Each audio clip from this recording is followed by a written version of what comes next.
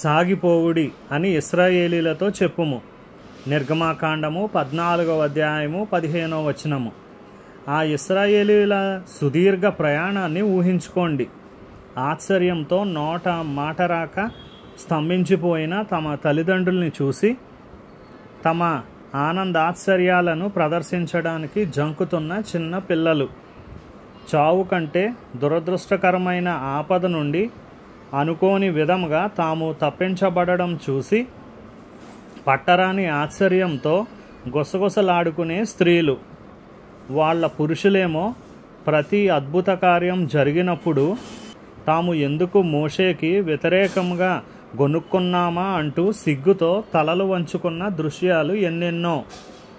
ఆ విస్తారమైన సముద్ర జలాలు గోడగా నిలిచిన సంఘటనను మననం చేసుకుంటే కేవలం ఒక్క వ్యక్తి విశ్వాసాన్ని వమ్ము చేయడం ఇష్టం లేక తన చెయ్యి చాపి సముద్రాన్ని చీల్చిన దేవుడిని ధ్యానిస్తే తన వారి కోసం ఆయన ఏమేమి చేస్తాడో తెలుస్తుంది.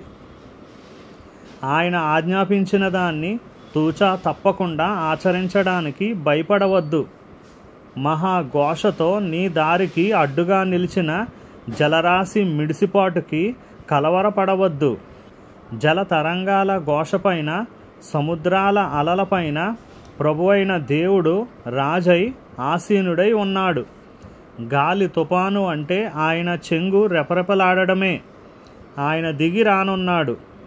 ఆయన సన్నిధి మన మధ్యను పరుచుకోనున్నది అన్న సంకేతమే. ఆయనపై నమ్మకం ఉంచండి.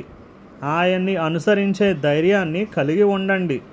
అప్పుడు మీ అభివృద్ధి, జీవిత గమనాన్ని నిరోధించిన శక్తులే ఆయన ఆజ్ఞను పొంది మీకు స్వేచ్ఛనిచ్చే సాధనాలుగా మారిపోవడాన్ని చూస్తారు.